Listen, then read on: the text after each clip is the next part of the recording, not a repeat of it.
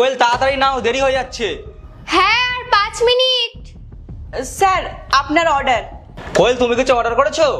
হ্যাঁ, আমার ওই খিদে পেয়েছিল তাই খাবার অর্ডার করেছি।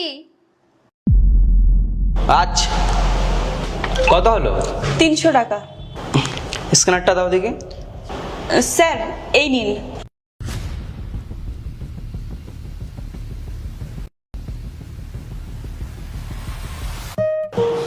দেখো হয়ে গেছে।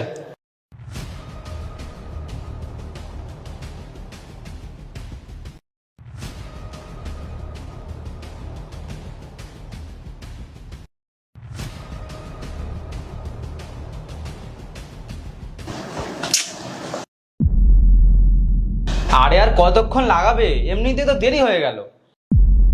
আর 2 মিনিট। সেই তুমি আধা ঘন্টা ধরে বলে যাচ্ছ 2 মিনিট 2 মিনিট 2 মিনিট। আরে হয়ে গেছে, আর একটু। আচ্ছা ঠিক আছে, আমি খাবারটা তাহলে রান্নাঘরে ওখানে রাখছি, আর খেয়ে দিয়ে বার হয়ে পড়বো। তাড়াতাড়ি নাও। ঠিক আছে।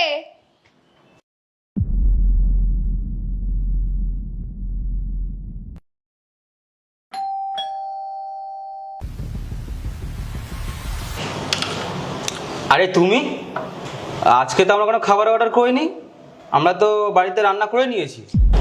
স্যার আজকে আমি খাবার দিতে আসিনি। তাহলে কি করতে এসেছো? স্যার কাল আপনি কত টাকা পাঠিয়েছিলেন? 300 টাকা। না স্যার, কালকে আপনি 300 টাকার বদলে ভুল করে 3000 টাকা পাঠিয়ে দিয়েছিলেন। কি? দাঁড়াও।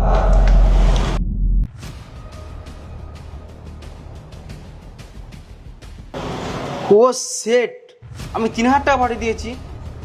সত্যি তুমি খুব ভালো মানুষ, খুব সৎ। আচ্ছা ঠিক আছে, অনেক অনেক ধন্যবাদ। আমি স্ক্যানার দিচ্ছি, তুমি পাঠিয়ে দাও, ঠিক আছে?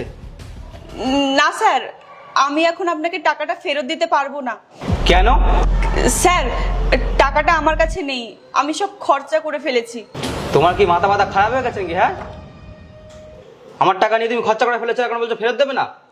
অদ্ভুত মেয়ে তো তুমি। কি হয়েছে? আরে দেখো না, কালকে আমি 300 টাকার বদলে 3000 টাকা ওকে পাঠিয়ে দিয়েছি, আর এখন ও নিজেই এসেছে, এসে বলছে যে আমার টাকা খরচা করে ফেলেছে, টাকা দেবে না বলছে। হ্যাঁ, যদি বেশি টাকা নিয়ে থাকো তাহলে ফেরত দিয়ে দাও। ম্যাডাম, স্যার আমি চোর নই, আমি সৎ মানুষ। আসলে আমাদের পরিবারের অবস্থাটা খুব খারাপ। স্যার আমার জায়গায় অন্য কেউ থাকলে তো টাকাটা নিয়ে চলে যেত, কিন্তু আমি তো আবার আপনার কাছেই এসেছি।